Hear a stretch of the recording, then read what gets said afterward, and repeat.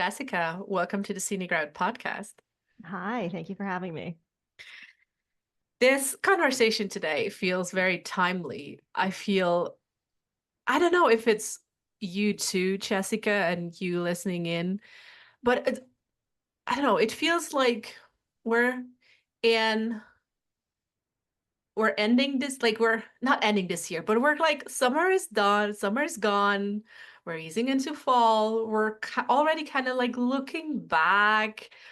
And I'm not like, oh, big New Year's resolutions, but still, I'm like, I feel certain chapters are closing and we have big like astrological shifts coming up next year. And it's just like it feels the energies are a bit wild. So it feels really cool to talk about kind of like the relationship we have with faith and the kind of like the mystery of the unknown and when just kind of like rip off the band-aid. Where you're at currently, Jessica, do you feel like energy wise, is this like something that's going on for you too? I, yes, the short answer is yes. And also, I feel like I have been in this state for so long, this state of Never I don't ending. know what's happening. And I am a Capricorn sun. So Pluto kind of going in and out of Capricorn for however the last 12 months, I don't know how long it's been, Yeah. that it's been transitioning out.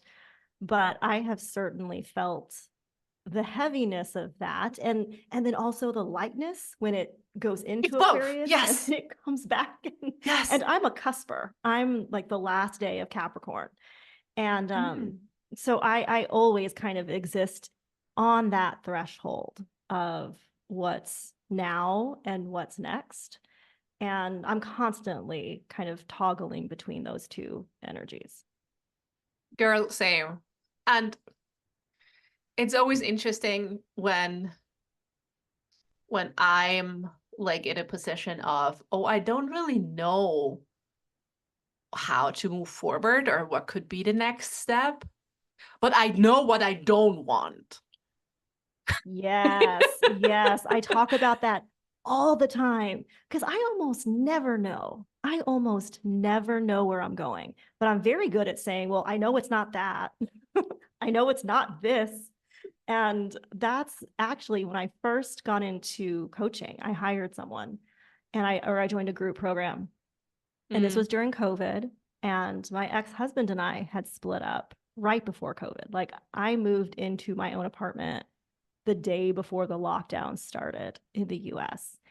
And in June, maybe it was in May, I signed up for a coaching program.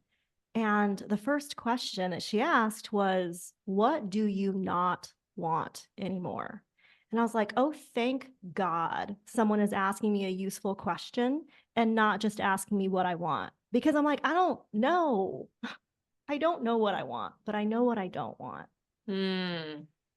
It's I'm pondering this question for myself and with my clients so many times. And I'm truly torn about it. Like curious to hear your thoughts. I'm like, yes, I feel it's very helpful to know what you don't want.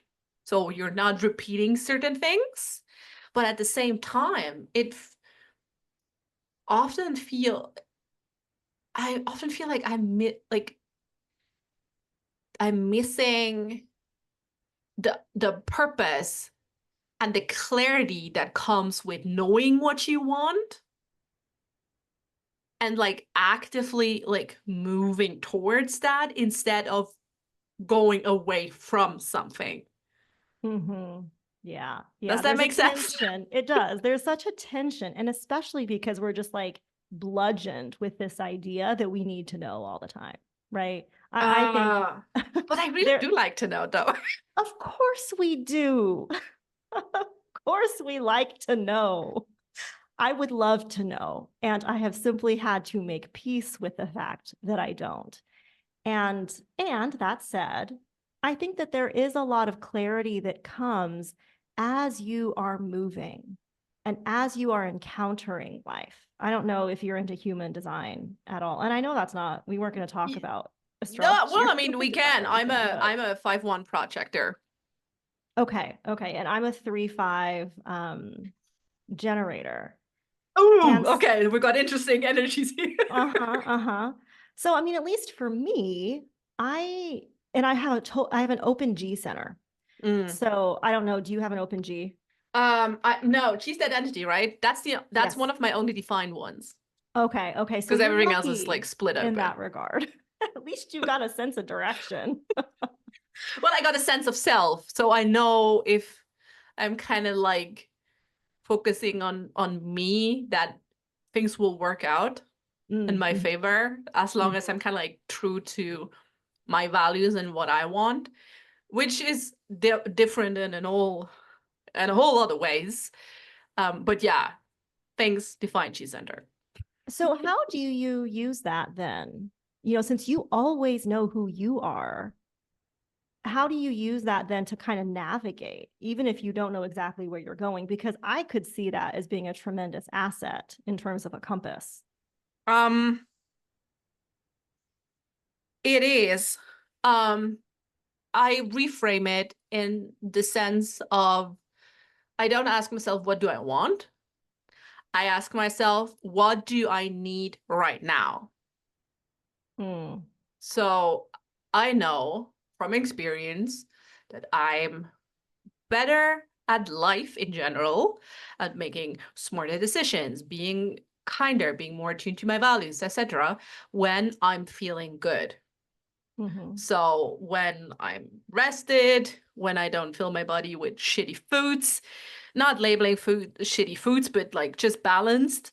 Um, like all these little things I know will contribute. So if I say okay, I have just reframed to what do I need, and knowing that if it nurtures me feeling good, everything else will kind of fall into place.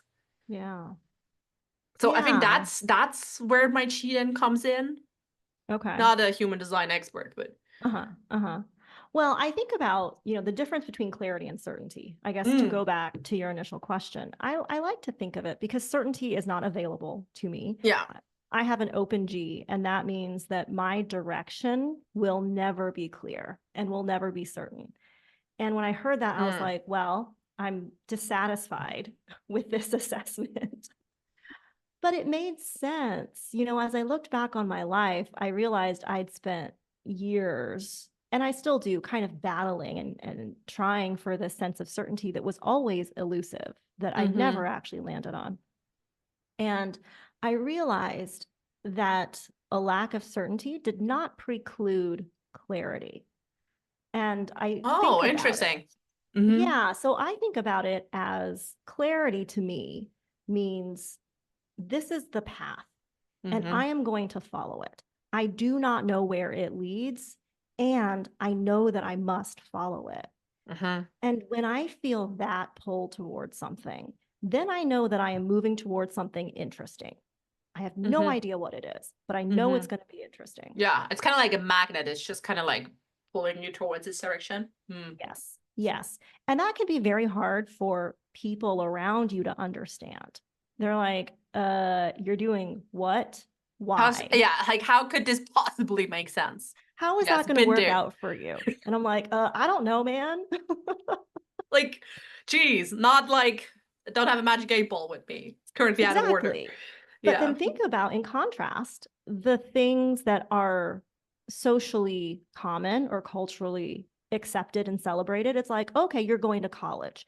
We know with certainty that you could finish that program in 4 years because it is laid out as such, right? Yes. We're certain. As long as you don't like smoke too much pot and you go to all your classes, you will graduate in 4 years. We're certain Yes. about that. Yes. And that's the kind of thing that we like.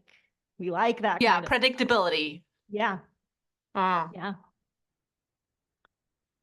so you said it yourself. You're on the path, and I think we're always on the path to embrace uncertainty, but like the discomfort. of uncertainty can be really intense. Like Yeah. how can I help myself becoming more comfortable with the discomfort of uncertainty? Yeah. I think two things. Mm, Number one, we kind of exist, if we're not conscious of it, mm, on a spectrum between hope and fear. We mhm, have hope on one side and we have fear on the other. And a lot of times when we're grappling with uncertainty and we feel that kind of emotional wave and that internal chaos, it's mhm, because some days we're believing the hopeful thoughts, and on other days we're believing the fearful ones. And so we're kind of just like pushed and pulled between those mm, two ends of the mhm. spectrum, which is a very disorienting and Yeah, it can make you feel uncomfortable dizzy. experience. Yeah. Yeah. And so I think that one of one of the tools, of course, is just coming back to the present and realizing that this moment is all we have, right? Right Mhm, now, the mhm, future is an illusion, and so is the past. Right now is literally all we have. mhm. Eternity in this moment. So that's kind of like the spiritual perspective Yeah. on it. Mhm. The other thing that was practically useful for me and has been for my clients is becoming willing to experience the negative things that you are afraid of on the other side of that uncertainty.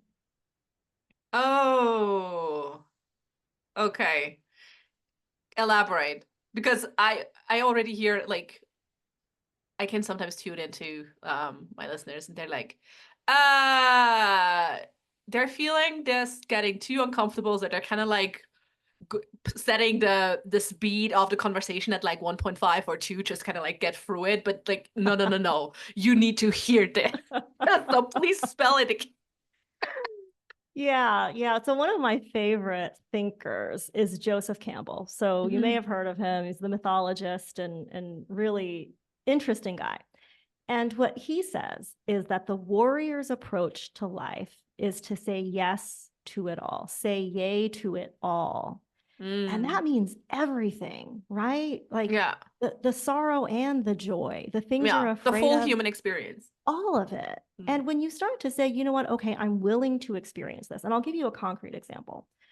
I wrote fiction. I started writing fiction during COVID. And because I was like, I know what I'm going to do. I'm going to start a business writing novels, and that's how I'm going to make a bunch of money. And I've never written a book before, but I'll start now, and other people can do it. So can I. So I started writing novels. That's the generator energy. I love it. I'm so here for this. And then when it came time to publish the first one, I was like, oh shit. Uh People like will probably say bad things about my books on Amazon. Like they will probably write 1-star reviews, especially if I have the success that I want to have. Of Mm, course, there are going to be people who write negative things. And that like stopped me in my tracks for a while until I realized, okay, look, it's humiliation. That's what I was afraid of feeling. I think for mm. so many people, the feeling of humiliation is like the worst possible thing, the worst Mhm. possible emotion. At Well, least it's it was for super me at closely that time. tied to shame, and shame Yeah. is a really, really negative emotion Mm-hmm. from like Hmm. energy skill wise. Yeah. Yeah. And to be publicly humiliated. And then I was like, oh my God, my colleagues will go on the internet and read these people trashing my work, and I will never survive that. Or they're one of them trashing them with alongside them. And ultimately I asked myself, I was like, okay, Jessica, are you willing to get 1-star reviews? Because if you're not, you can't do this. If you're not willing to get a Oh. 1-star review, then pick a different plan because you can't publish your books. And when I looked at it that way, I was like, okay, well, we know what we're going to do now. We're going to practice that willingness muscle. We're just going to How did practice it. you, I'm curious, how did you practice being comfortable or being okay with humiliation? I was very gentle with myself. Mm, I was very gentle with myself. I did not force myself to go read reviews. I still don't because it isn't useful to me, mm, right? It isn't useful. And I started to really, again, as I was saying, coming to the present moment, just starting to be really aware of what real life is. And it Mhm. really isn't online. Real life really isn't Yes. online. Yes. and, Agreed. and and so context, perspective, kind of taken a long view of my life. And here was another question I asked myself. I'm like, bitch, if you get to 90 years old and you find out that you did not publish your work because you were afraid someone was going to say bad things about you on Amazon, that is not a satisfactory answer for Mm-mm. 90-year-old me. Mm-mm. So kind of going to the end. So a lot of different Yeah, mental, asking future wise, Jessica Jen, like, okay, what looking back, how big was this? yeah. Yeah. And it's about, I think willingness really is Mm, about not letting fear drive your decisions. mm.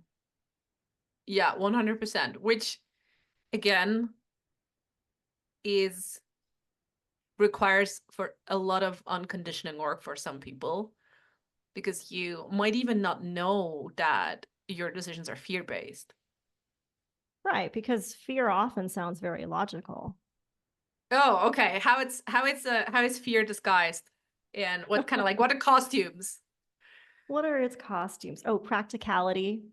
responsibility, Oh, yes. safety, Smart. Like smart. doing what's smart. Yeah. Yeah.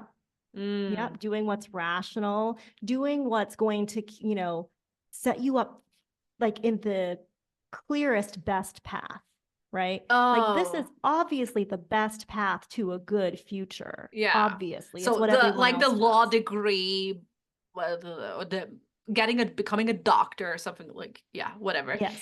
Yeah. Mm. So a lot of the things like the good on paper things maybe too like this makes yes this looks I mean this is the thing that just makes sense like the law Yeah. degree or the The law degree your and next education your next online course if you're an entrepreneur you're like oh, this just makes so much sense. yes, it makes sense. And I think we talked a little bit about this. My first big decision, my first kind of deviation onto the scenic route, Yeah, as if you will, was when please. I just when I decided not to go to law school. I had a seat at one of the top 10 schools in the US with a significant scholarship. And I'd gotten into almost every other school in that tier. And I ended up not going, but not after a year, not until I'd spent a year kind of deliberating and Mm. swinging wildly between hope and fear, hope and fear. And ultimately, I didn't go. And it was the right decision for me, but I made it out of fear instead of, a deep knowing that I didn't want to be an attorney. I was afraid I couldn't cut it. So even though it looked like the right decision, like this is Mhm. clear, it's certain, you're definitely going to land a good job, the fear part of me was like, okay, but you might not, right? Like, what if you can't cut it? Like, I'm not sure you're even smart enough to be there in the first place. Maybe this is all a fluke. Like, all of the imposter syndrome really Mm. started coming up. And what convinced me, like the very convincing lie, was that, well, it's irresponsible to take on that much debt and you probably just shouldn't go. Like that's still, even with the scholarship, it's still a lot of debt. Mhm. So, and the economy is bad because this was like in 2011. The economy is terrible. Legal jobs are being bled from all the major firms, Mm. all of these kinds of things. And you can come up with facts to support any position, Oh God, yes. Hmm. and that's what my brain was gathering at that time. Yeah, your brain is very good in like confirming your whatever you kind of like want to believe. That's the Mm-hmm. way you, if you're pregnant, for example, you suddenly only see pregnant women because it reaffirms.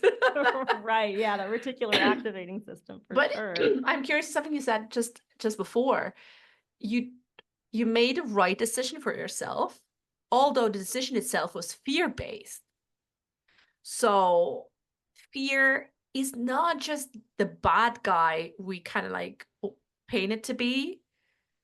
Like it has a role of keeping us safe and it helped you make the right decision. Yeah, isn't that interesting? As I look back on that, I wish that I had made that decision from a place of courage instead of a place of fear, even though it would have been the same. It still would have Yeah. been like, hey, I'm not going to go. I'm going to go kind of blaze my own path here. But making it from fear, what that ended up doing to me over the next 15 years was I just kind of stopped believing in myself. I was like, oh, you let that opportunity get away because you were too afraid. Mm, And that became a stick that I used to beat myself with. Like, gosh, what did I say to myself? You know, you're too fearful, you're too afraid. mm. And was just kind of bullying myself with that, which didn't ever make me less afraid of things. Of course it never does. Shaming yourself into anything is never gonna work. Just Right. spoiler. Yeah, yeah, exactly. But I do think, if I could go back in time and have a conversation with myself, I think I would have just pointed out, like, hey, you're trying to convince yourself to do something that you don't really want to do. You don't really want to go to law school. And this whole saga has been about trying to convince yourself that it's safe to go. Mm, But that fearful part of your brain is like offering you kind of silly reasons because I would have mm. been fine. I would have gone. I would have gotten a Would you job. like, It would have been fine. yeah, would you have died? No, probably not. No, Like, I would have been fine. But I think that, the essential self, the wise part of me was like, oh no, we can't let her go. So let's just offer her all these crazy reasons, these unrealistic reasons that seem so responsible, that seem mm, so rational. The economy's bad. That's a mm-hmm. lot of money to take out in student loans, all those kinds of things. Yeah, and I mean, there are, I mean, this is the ambiguity, right? I mean, there are instances where those reasons are totally legit. Like if you wouldn't have had a scholarship, if you wouldn't have like if you're not coming from like generational wealth or whatever, like those could be totally legit reasons to not do something. So it's always really I guess it comes down to being really honest with yourself, what what is bullshit and what is not, Yeah. because Yeah. ultimately only you can tell. So true. And if I had actually wanted to be an attorney and the economy was terrible and the money was a problem and all of those things, guess what? I would have gone to a cheaper school. I would have found some Yes. school where I could have gotten a free ride. And that's what I would have done. And that's what I'm talking about. Like when you have a path that you're meant to be on, it's it's easy to do whatever it takes to follow it. Mm. And I think Yeah. for a lot of us, we just don't have that experience, or we haven't had the experience of finding that path because we're so often following someone else's. Mm. Very true. Or, and again, this is not like a conscious thing, right? We often are in the belief that this is our path. And it's only when we're doing certain reflective work that we're like, oh, wait a minute. Like, do I actually want this thing? Or has this, I don't know, is it more, am I conditioned to want this thing? Yeah. Or am I persuading myself, right? Because often, too, and I just went through this myself this year. I went through a period, my dad got cancer last year, and I moved back to my hometown to manage his treatment. And I left my hometown for a reason 15 years ago. And I didn't expect to be back here, but it's been a good year. And for the last 6 months, I was kind of like, oh, you know what? I should just stay and remain close to my family. And I had a lot of reasons, a lot of reasons. And I was like, oh, this is going to be great. I love being close to them. And, when you start to persuade yourself, right? And you don't even realize it, like you were saying, Mm. that you're lying to Yeah. yourself. Mm. And what finally clicked in for me was that I call it the mist of unease. right? Like I just felt Oh, that's I uneasy. see the novelist thing there. Yes. Okay. Mm-hmm. But that's how it felt, right? Mm-hmm. I think sometimes we think about intuition as like a sudden flash of insight or a sudden knowing. And Mm-hmm. for me, that does happen. And also, when I am deep into persuading myself about something because I'm experiencing a values conflict, when two parts of me that I love and respect are in conflict with each other, and I start to persuade myself, everything just kind of gets gray. Like my whole life just feels like I'm walking through a Scottish Highland mist kind of vibe. Mm-hmm. And it's very easy to miss, like to not even realize that it's happening because it's so subtle until one day you're like, God damn, it's been cloudy for 6 months Yeah, all is in my black and white mind. suddenly when it just started like decolorizing slowly and slowly and slowly. Yeah. Uh-huh. Wasn't this like Uh-huh. this movie Pleasantville or something where there's That's also exactly what I think about. Yes. okay, good, good, good. Glad we're on the same pop culture level here. Yes, exactly. No, that's how I experience it. That's how Oh, I experience. interesting. Yeah. So I'm glad we're moving or kind of like moving to intuition. How how does like your intuition play into making decisions for yourself? I have a long relationship with intuition in the sense that like for the first 25 years of my life, I didn't believe I had any. When people would say, trust your gut or trust your intuition, I'd be like, what are you talking about? Like, I've never experienced this sensation that you are talking about Yeah. until one night in the summer of, I think it was 2014. I was really grappling with a hard decision. It was a personal relationship situation. And I was just losing my mind over this decision. And people were telling me to trust my gut. And I was like, I don't know what the hell that means. So I Googled it. I Googled how to trust your intuition. Oh, what did Google say? Well, let me ask first, do you have, well, you're a projector, so you don't have a sacral response. No, I'm actually a self-defined projector. Okay. So what is your experience of intuition? I don't know, maybe it goes back to the defined G, but I just know. You just know. And I just Yeah. and it's really the knowing is really in the second brain and the gut. Mm. But sometimes it's harder to hear, or harder to believe what you're hearing. And as I have two defined centers, the G and the throat. Well, hello, podcast.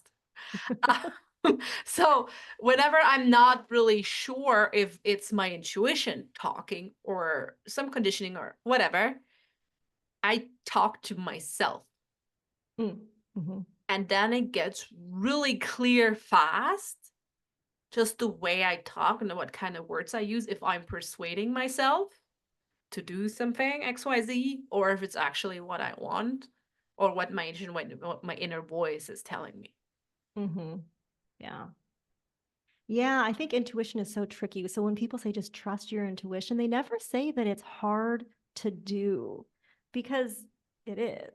Like there's one thing to hear It it, is and which it isn't. Like it I think taking action based on intuition is an incredibly faithful thing to do. yes, that's a different that's a different ball game. There are a lot of people who listen to their intuition and who hear their intuition but do not take action on it. So they're not really trusting it then. I suppose so. Yeah, If you you could trusted say it, you that. just do it, right? True. I think that's the practice. Like, and as you Probably get the practice is really older, trusting it. You first need to hear it to trust it, but then you need to trust it enough to actually take action, right? Because yep. you said it so beautifully before, clarity comes from moving, right? Anything, all the you can like write, do vision boards as long like as until you get like old, as long as you don't move on anything. And it's Yeah, it's not real. And I mean, I don't know how much traveling you've done, but every time I get to a place, I'm like, oh, this is great. And it's also not what I thought it was going to be. It's not what I imagined it was going to be. So my vision, Mm. when I get those things, I'm like, oh, this isn't quite universe. Is this what I ordered? Because it's not the experience that I I thought did it was not going to sign be. up for this. Please exchange. Exactly. Exactly. And you only find that out when you experience it. You get that clarity Yeah. when you live it. Yeah, that reminds me. I think it's 4 years ago now, when I was like, okay, and I know I need to address some shit, and I have no idea on addressing that. Like I did not grow up having I haven't been mirrored how to deal with emotions and all these like murky bits. And so I was like, okay, we got to try different things. Just kind of like throwing spaghetti at the wall and see what sticks. And it was really interesting. There were like some things where I'm like, sound healing? Like, what the hell is that? Like, that is stupid. I'm like, not gonna do this. But then I said, no, I'm gonna just try everything once. And I was sobbing like a baby, and I was releasing so much through that one sound healing work session. It was insane. So you never know until you try. I never thought sound healing would have any effect on me, like whatsoever. It's like, no, no. I'm like, I'm too logical for this. My mind is too smart for this. Whatever, blah, blah, blah. No, the body Isn't knew. that's so funny? Oh, I'm too smart for this.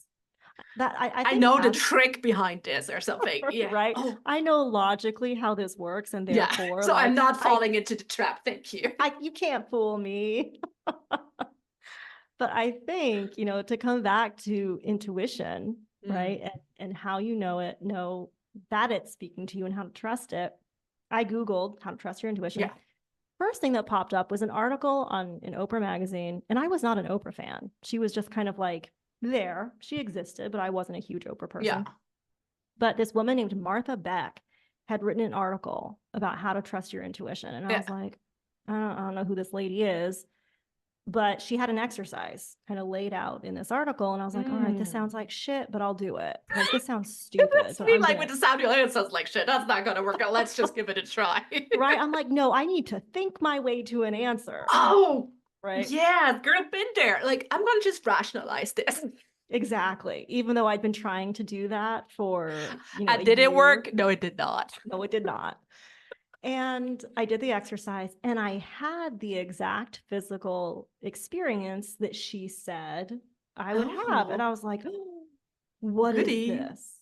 What is this? Sorcery. Exactly. What is this sorcery? And that sent me down a path of, I read all of Martha's books and I, completed her life coach training. Yeah. And that, in terms of things you never expect to happen, like you never thought you were going to get into sound healing. I never thought I was going to become a life coach, like ever, ever. And though it worked, and it gave me the toolbox that she gave me in terms of that lesson on trusting your intuition. That was Mhm. just one piece, right? Our intuition, I think, speaks to us in multiple ways. It's not just one thing. You might have a physical response to something. And Mm. another time you might have like what you call that just knowing. I experienced that too. And that's almost the harder thing to trust because you can't explain it. You're like, oh, I Yeah. just know. I just But the thing know. again, do you need to explain it though? Well, we think we need to explain it to other people But when we're do we really? no, we don't.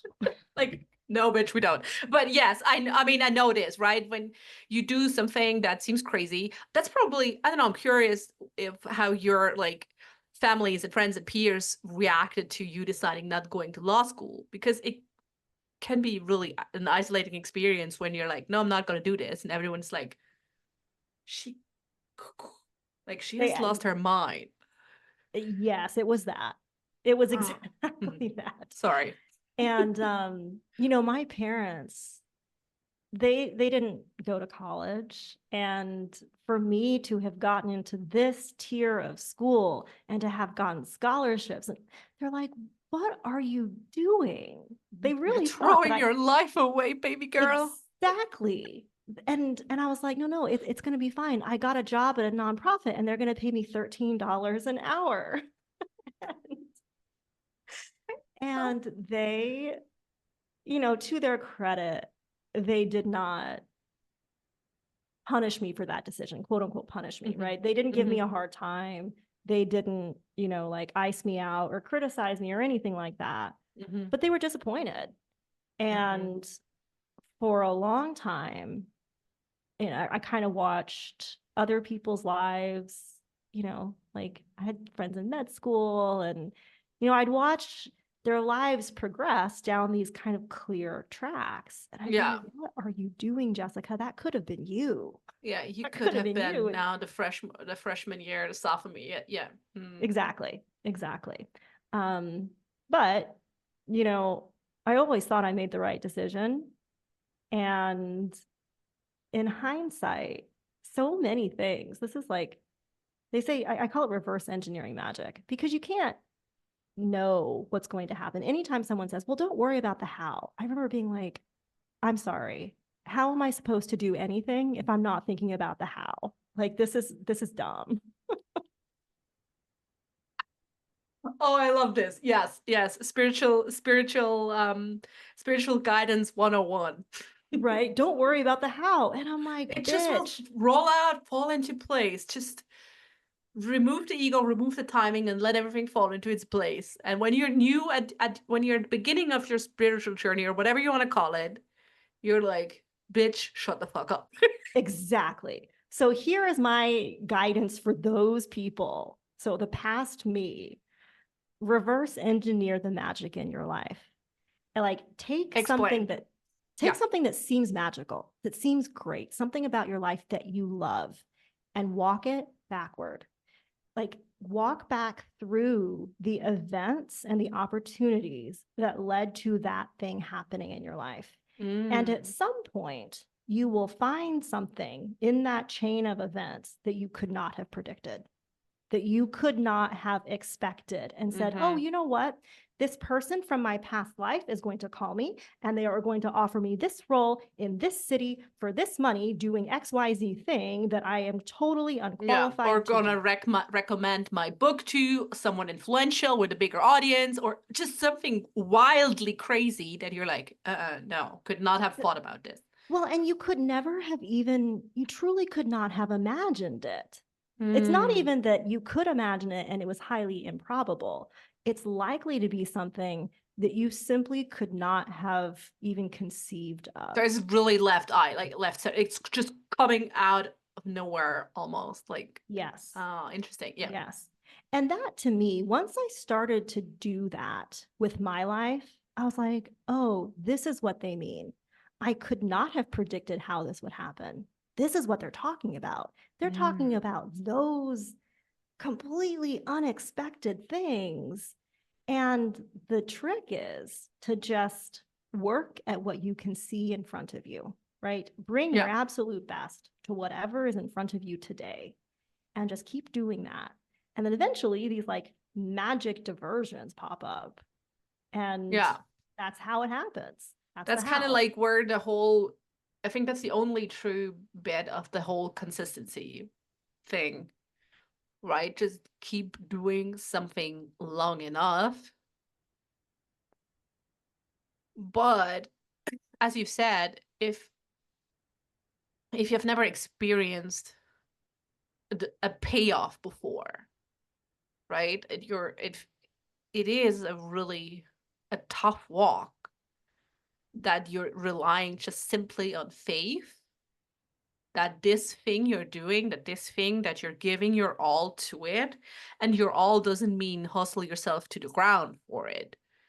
Uh, we're not doing that. But how can we keep up that the strength that is required to keep carrying on? Yeah, that's a good question. I think it's number one, you don't have to be consistent at shit that you hate, right?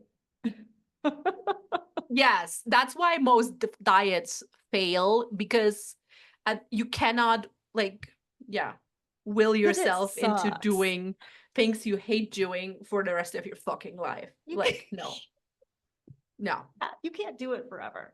So like give Yeah. Also, yourself permission. there's no joy and fun in that. Oh, maybe that's one of the keys. Just really look at the things that bring you joy and fun and feel light. And if you don't know what those things are, then take some pressure off, right? Like I think we're so, and I am so guilty of this, right? No, we're all like, it takes one It, to know one, like please. I'm so guilty of like, okay, but how is this going to make me money? But but how am Yeah, I this thing is cute, but like, I'm gonna pay my bills. right? How am I supposed to make money doing this? I just recently started bedazzling my books. So I've got my fiction novels and I was like, ooh, it'd be kind of fun to bedazzle these. Like, I wonder if I Fancy. could sell these. And then so I got on Whole like Etsy. bedazzled special edition, collector You editions. absolutely can sell them on Etsy. I mean, girl, you can sell literally anything. There are people who buy bottled air and like used panties and like whatever kind of crazy things there are, right? Like, Yes. Yes. okay. So absolutely. But that was not the point. I was just trying to find something to do that was like fun and intentionally not about making money because we put so much pressure on Mm. ourselves to like even find the path, right? Or even to like do more joyful things. And I'm like, God damn it, I've got to do something joyful today. Yeah, oh God.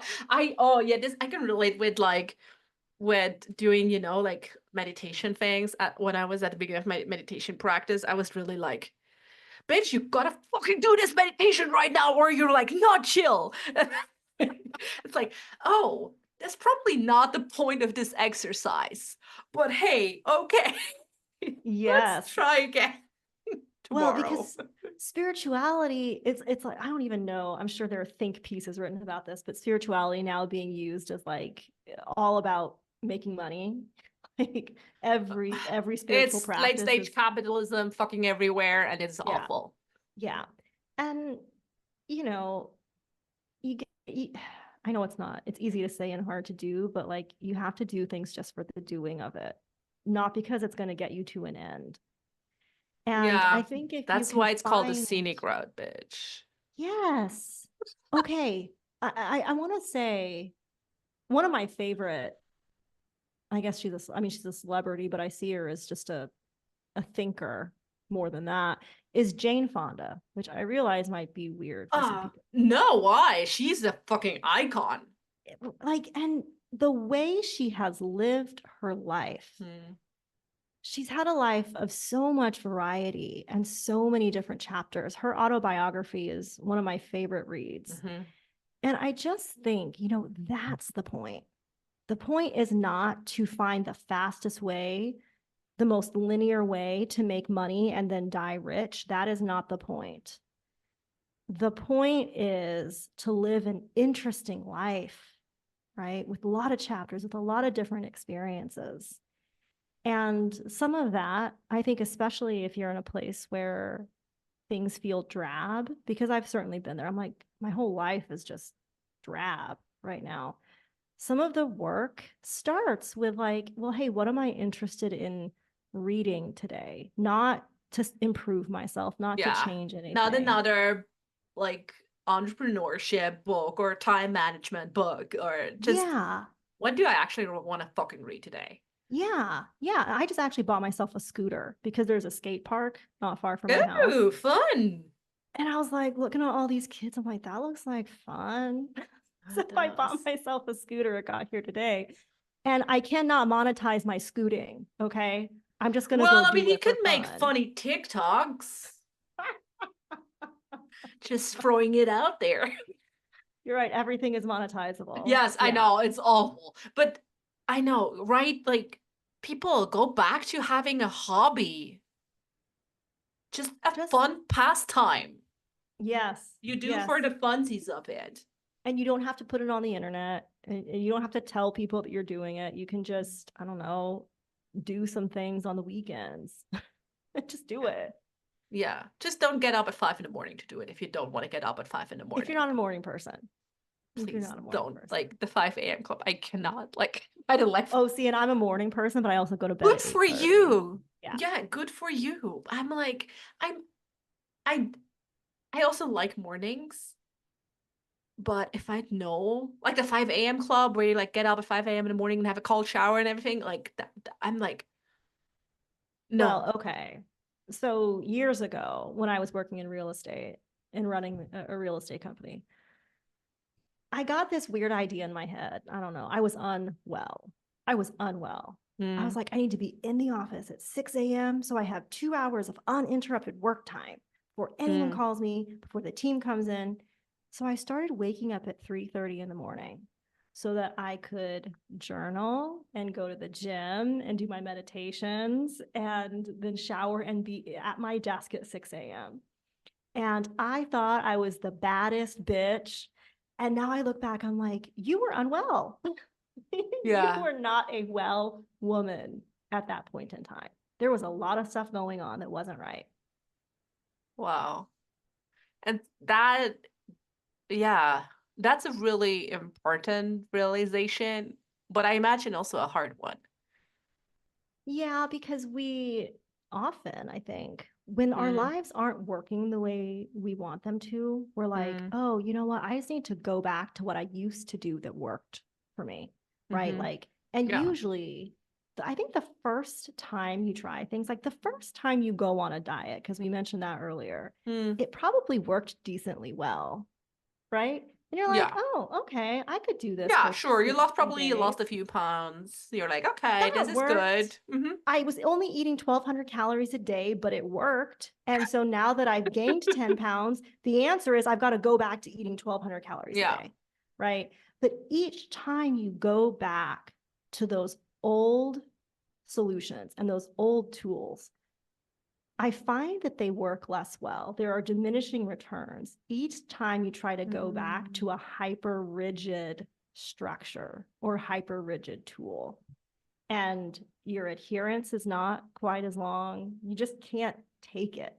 Yeah, Now and this sucks. it might not the same goes with like I don't know, spiritual tools that work well for you or like journaling or going to your like thought like therapist. Like it's your everything you do, everything that you experience, you're always changing, you're always becoming a different person. So something that might have worked for you in the past, however well, might not work as well today.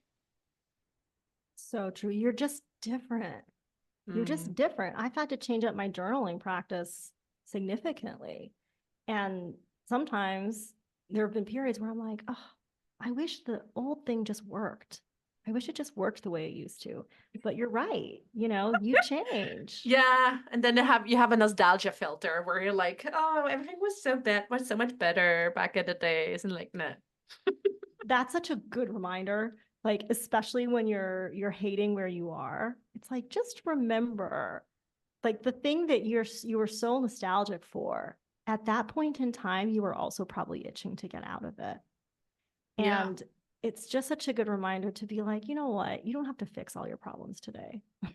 You can just kind of enjoy your life because Yeah. back when things were so great, you were also unhappy. So maybe you should just fix the unhappiness and not try to Yeah, get the out root of it. cause. Yep. Yeah, 100%. Like really look at, okay, what is actually going on and like, yeah, not just like fixing symptoms. Instead of running off like the next job. I think people do that in jobs a lot. The next job will Mm. be better. No, probably not. Yeah, or relationships probably Oh, too. yeah. Yeah. Jobs and relationships. They're basically the Mm. same thing. The same kind of patterns show up in both. Yeah. Yeah. True. Oh, this is yeah, I mean it's really interesting the whole looking back thing, maybe as a closing thought on the concept of like regret, right? we had it, we mentioned a couple of times in our conversation, like we're looking back and only in hindsight, like we gain so much wisdom in hindsight. And this is true, and it's also important. Also, sometimes it doesn't matter. But I always find it's very tricky when we come into regret. Oh, like, oh, I should have done this, or I should have gone to law school, or I should have done this. What's your take on regret when we're looking at these things, especially what we've talked about in like certainty, right? Yeah. My take is that we're only regretting something because we're not liking where we are right now. So we say, okay, if I would have chosen a different path, I unconsciously implied that whatever else I would have done would be better than where I'm at now. Right. We assume that the path not taken would be like sunshine and daisies. And of course, we don't know that to be true. But I have a gentler view of Mm, regret than I used to, because I used to be very opposed. Like for the longest time, I wouldn't say, like, hey, I do wonder what would have happened if I mm-hmm, had gone to law school. There is a part of me that regrets. There is a part of me that's curious. And now I just think, you know what, like there is room for all of that on the table. We get one round of this version of this life. You cannot experience everything. You cannot experience all the paths that are available to you. So you might as well just make peace with, hey, there are going to be some choices that I didn't choose. And it's okay to wonder about them. It's okay to wonder, like, hey, maybe I should have done that. Maybe you should have, but you didn't. So here you are. And yeah, I that was the think, right decision at that time. You always yeah, make the best decisions, do the best things at the time given with who you are, all the information you have available to you. You made the right call at that time. right. And it's based on who you were. And so looking back from the perspective of 5 years, you're a different person today. So Mm, what you would do today really has no bearing on what mhm, 5 years ago did. But I also think, I call it future regrets because I used to be paralyzed by the fear of future regret. mm, Like, oh my God, am I going to regret this decision? Am I going to regret that? But if I do this, then that. And like, I was just paralyzed by that. mm, And, what I've had to do is really, I think you just make peace with it. You confront those regrets head on, right? Like you mm, really address them. And then you think about, like I was saying with the Amazon reviews and being humiliated. I went forward and I was like, am I going to regret not publishing my books for this specific reason? mm. And the answer was yes. And that made the path pretty clear for me. So I think anytime you can address those regrets head on, then at least you've got it on paper, right? Then you know what you're really dealing with Mm, instead of letting it chase itself around in your mind. mm. That's in general very sound life coaching advice.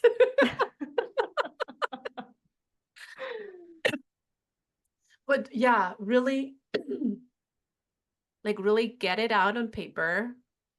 Like maybe to recap all the like if you just like fast forward until now, like no, go back, listen to the whole thing. But anyway, um, too long, didn't listen. Um, recap what you want, like bring it out of just your mind in any way you can. Like I shared that I need to talk things out because the fine throat, hello. Others can do with that with journaling. Like I can't by the life of me, but whatever kind of way you find bringing it out into the world and keep your mind from spinning in endless cycles and circles, and then acting on it, Yeah. right? As you've Yeah. said, clarity for anything, clarity about your values, your direction, your anything comes from moving, from actually doing Mm-hmm. the thing. I'm doing it. And I think too, with regret, understanding what you regret from your past can be incredibly illuminating about your future. So Mm, if you regret not taking chances, if you regret holding yourself back, if you regret staying in relationships too long, all of those things are so much data. about how you can guide your decisions in the future. And if, all of those kind of talking it out, writing it on paper, I have a free quiz on my website called the Future Regrets Finder Quiz that kind of walks you through my process of how I look for those. Mm. So that's at jessicaell.com/quiz if anyone's interested in that. We're gonna link it in the show notes. That's thank you for doing the perfect segue into ending this episode for me, Jessica. Because I'm like, oh shit, I gotta be mindful of the time. This happens always. So I'm gonna link this quiz in the show notes. If you've been intrigued with what Jessica shared with us today, go do the quiz. If people want to hear more of you or want to read your books, where can people find you? Where do you hang out? So I hang out on social media. I am just on Instagram at the Jessica ELL. And then my website and podcast and all that other stuff is at jessicaell.com. Perfect. I like a central hub for anything. Before I let you go, I'll have one last question. What book are you currently reading, or what audiobook you're currently listening to? I am reading Britney Spears' autobiography right now. Oh, I heard many good things about it. It's also on my list. Yeah, I am enjoying it. And I read Mariah Carey's over the winter. And it's so interesting to see and to hear about that experience that we see so publicly. To hear about the internal experience of it is like really fascinating. What we see outside versus what is happening inside. Yeah, I feel everyone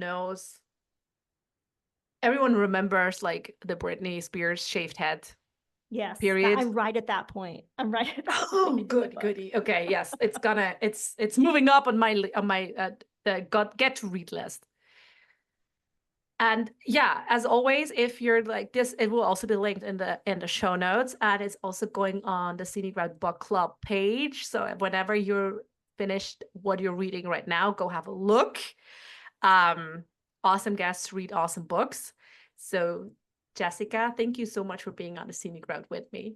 Thank you so much for having me, Jennifer.